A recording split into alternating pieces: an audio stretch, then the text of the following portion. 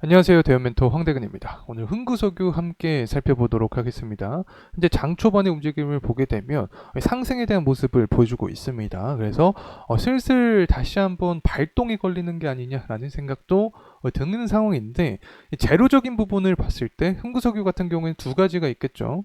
글로벌 정세적인 부분, 그리고 동해 석유가스 매장에 대한 부분, 이렇게 두 가지로 말씀을 드릴 수 있겠는데, 전당대회를 앞두고 11월 대선을 앞두고 정세가 악화될 가능성이 높다라고 말씀을 드렸습니다. 전쟁에 대한 리스크가 부각될 가능성이 높은 건데, 그렇게 되면 흥구석유가 대표적인 수혜주가 될 수 있죠. 유가가 상승하기 때문에. 자, 그리고 나서 현재 동해 석유가스 관련된 순환매가 계속해서 진행이 되고 있습니다. 최근에는 GS 글로벌까지 상승을 해주면서 처음에 석유랑 가스 관련된 종목들, 그리고 피팅 업체, 기자재 업체들로 이동을 하면서 다시금 서서히 석유 관련된 종목으로 다시 넘어오는 게 아닌가라는 생각이 또 드는 상황입니다. 그래서 관련된 이야기 함께 진행을 해보려고 합니다.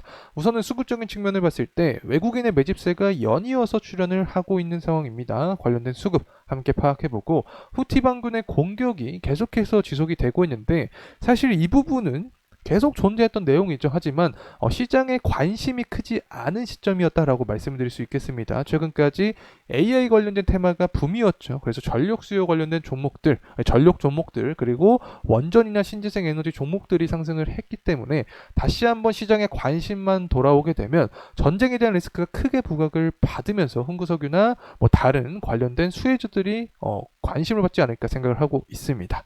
그래서 동해석유 순환매까지 들어오게 되면 강한 모멘텀까지 이어질 가능성이 존재하는데, 전반적으로 흥구석유의 중장기 관점 함께 파악해보는 시간 갖도록 하겠습니다. 자, 우선은 금일 가격적인 흐름세 함께 좀 체크를 해보도록 하겠습니다. 한 1.7%가량의 상승에 대한 모습을 보여주고 있긴 합니다. 최근 들어서 윗꼬리가 좀 강하게 달리고 있는 모습을 보여주죠. 그만큼 매물대가 쌓여 있기 때문에, 투자 심리가 쌓여 있기 때문에 이 구간을 좀 해소하는 기간이 좀 필요하지 않나 생각을 하고 있습니다. 흥구석유 같은 경우 6월 3일날 동해석유가스 테마와 함께 주가가 상승을 했지만, 그 이후에 계속해서 하방 압력을 좀 강하게 받고 있는 건데, 제가 초반에 이 부분에 대한 이슈가 나왔을 때 어떤 말씀을 드렸냐면, 결국에 리스크가 있는 모멘텀이다. 경제성이 입증이 되지 않은 한 지속 가능성에 대한 의문점은 존재한다라고 말씀을 드렸습니다. 그래서 다시 한번 관련된 테마의 붐이 형성이 되기 위해서는 경제성에 대한 긍정적인 이슈가 좀 나와줘야 된다라는 점 말씀을 드릴 수 있겠습니다. 자, 이 정도까지 하고 이제 관련된 내용 함께 살펴보려고 합니다. 수급을 체크를 안 했기 때문에 수급적인 동향까지 체크하고 넘어가도록 하겠습니다. 수급 동향 지금 보게 되면 외인의 매집세가 2거래일 연속 붙어주고 있습니다. 현재 제가 영상을 찍는 시점이 장 초반부이기 때문에 물론 장이 끝나고 나서의 동향도 체크를 해봐야겠죠. 어쨌든 현재까지 기조를 봤을 때 외인의 매집세가 들어오고 있기 때문에 다시 한번 주가 상승을 위한 어떤 발동을 현재 준비 중이지 않나, 이런 생각이 드는 상황이다. 자, 이렇게 말씀을 드리면서 시작을 해보겠습니다.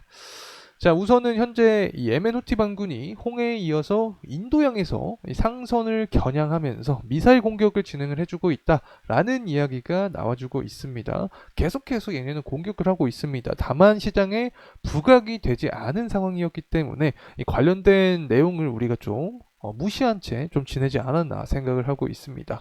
어쨌든 7월 8월 전당대회입니다. 이제 거의 한 두 달도 안 남는 시점 동안 정치 일정이 굉장히 빡빡합니다. 그래서 전쟁 리스크가 부각이 될 수 있는 상황이기 때문에 흥구석유도 주목할 포인트가 될 수 있다, 이렇게 볼 수 있겠고, 이 석유 공사가 동해가스전에 글로벌 업체 5곳이 투자를 관심하고 있다. 자, 이런 이야기가 나와주고 있습니다. 어쨌든 아직까지 동해석유 가스 관련된 모멘텀이 계속해서 잔잔하게 유지가 되고 있는 상황인데, 순환매가 계속 쭉 돌고 있죠. 그래서 다시 원점으로 석유 관련된 종목으로 순환매가 돌게 되면 상승에 대한 모멘텀을 강하게 받을 수 있게 되는 거고, 자, 이로 인한 근거를 찾기 위해서는 결국에 경제성에 대한 부분이 부각이 돼야 된다는 점 말씀을 드립니다.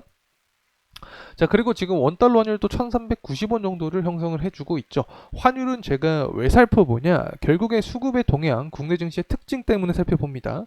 환율이 상승하면 자본이 이탈하면서 주가는 하락할 수 있죠. 증시는. 하지만 이런 상황에서 디커플링 현상으로 상승할 수 있는 종목들이 바로 해운주 그리고 석유주기 때문에 제가 환율 관점을 계속해서 말씀을 드리고 있다는 점 다시 한번 설명을 드립니다. 그래서 다시 한번 환율이 1400원 구간까지 도달하면 석유 관련된 종목들이 상승 가능성이 존재한다. 이렇게 말씀을 드리고 최근에 유가의 동향도 살펴보게 되면 80불 초반대가 형성이 되고 있습니다.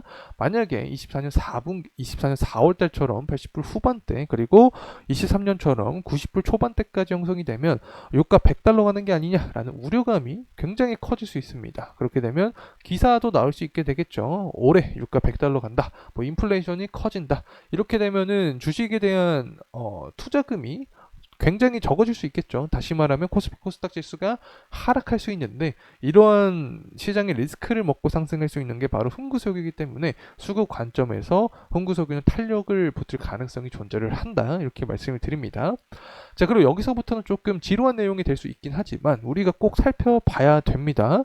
결국에 유가가 상승하는 게 결국에 흥구석유 주가의 건전한 상승을 이야기할 수 있게 되는 건데 6월 26일 날 미국의 원유 재고가 나오게 됩니다. 원유 재고가 하락한 채로 나오게 되면 공급이 감소하면서 가격은 상승할 수 있다. 그리고 제조업 지표도 7월 1일 그리고 6월 말일 중국과 미국 모두 나오게 됩니다. 이 제조업 지표가 잘 나오는 모습을 보여주게 되면 수요가 탄탄하니까 유가 역시 상방을 더욱더 강력하게 탄력을 받을 수 있지 않을까 생각을 합니다. 어쨌든 글로벌 정세의 악화 그리고 공급 수요 이 관점에서 봤을 때 유가 상승 가능성이 아직까지 존재를 한다. 그래서 고유가에 대한 시장의 관점이 불기되면 관련된 수혜주로 흥구석유를 살펴봐야 된다는 점 다시 한번 말씀을 드립니다.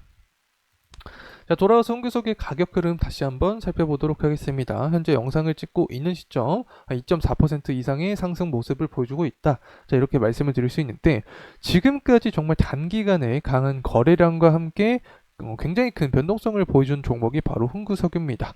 모두 공통적인 부분이 존재를 했었죠.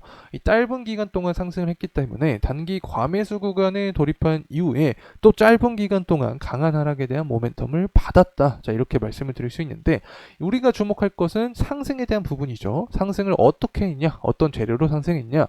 결국에 두 가지입니다. 글로벌 정세 악화 그리고 동해석유 관련된 모멘텀 이 부분은 제가 계속해서 설명을 드렸죠.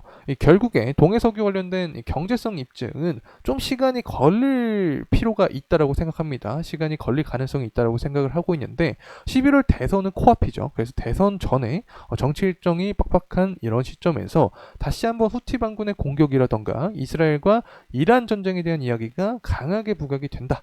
이란이 호르무 취업을 봉쇄한다라는 이야기가 나와주게 되면 유가 역시 상승 탄력을 더 강하게 받게 되면서 흥구석유도 관련된 수혜주로 떠오르면서 주가의 모멘텀을 받을 수 있지 않을까 생각을 하고 있습니다. 현재 주봉상 살펴보도록 하겠습니다.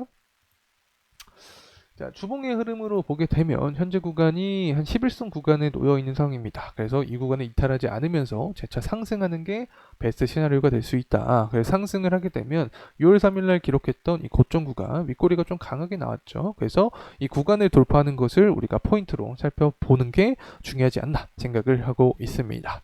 자, 이상으로 흥구석유에 대한 영상 마무리하도록 하겠습니다. 금일 시간이 도움이 되셨다면 구독과 좋아요 부탁드리겠습니다. 감사합니다.